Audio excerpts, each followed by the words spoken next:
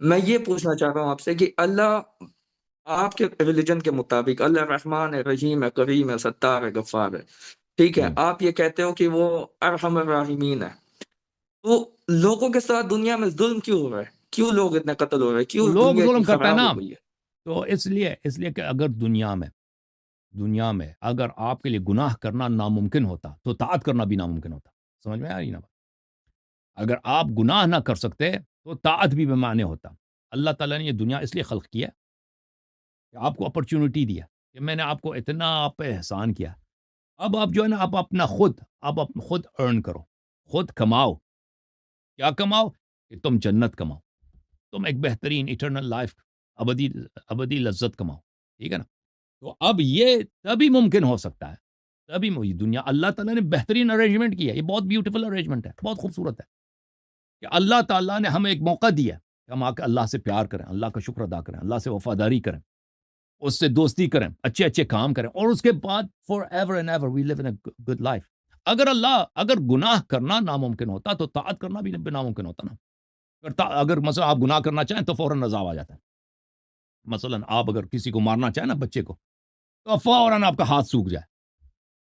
اگر آپ مثلا کسی کا مال چوری کرنا چاہیں تو فوراً ملائکہ آپ کے آگے گلا دبا کے آپ کو قتل کر دیں. تو پھر تو سب کے سب پھر طاعت کا کوئی فائدہ ہی نہیں رہے گا نا.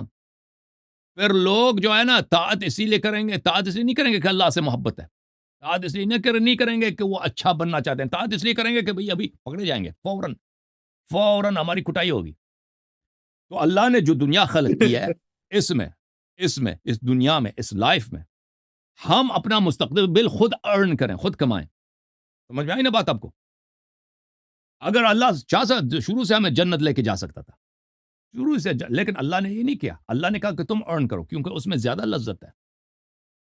اگر کوئی والد اپنے بیٹے کو پیسے، بہترین زندگی دیتا ہے نا، پیسے دے دیتا ہے، سب کچھ دے دیتا ہے، اس کے ناز و نعمت میں اتنا پیسہ نہیں ہے، اتنا کہ اگر والد صاحب بچے کو کہہ دے تو خود جا کے پیسے کماؤ، اور وہ خود جا کے بہترین پیسے کماتا ہے، اس میں مزہ ہے.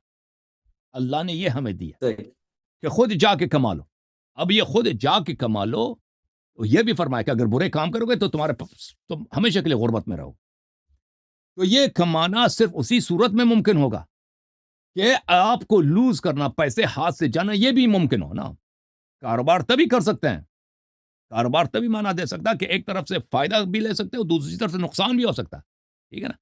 اگر یہ گناہ کرنا ناممکن ہو تو طاعت کرنا بھی ناممکن ہوتا. سمجھ میں آئی نا؟ تو تب اسی لیے اللہ تعالیٰ نے یہ ارینجمنٹ کیا ہے ہمارے لیے. یہ بہترین ارینجمنٹ ہے، بہترین ارینجمنٹ. اچھا، خدا، آپ کا خدا جو سورۃ الرحمن میں کہتا ہے وَمَا خَلَقْنَا الْجِنَّ وَالْإِنسَانَ إِلَّا لِيَعْبُدُونَ، تو اس کو ایسی کیا ضرورت آن پڑی کہ اس نے انسانوں اور جنوں کو اپنی ہمیں عبادت ضرورت کے ہے، لیے خلق کیا؟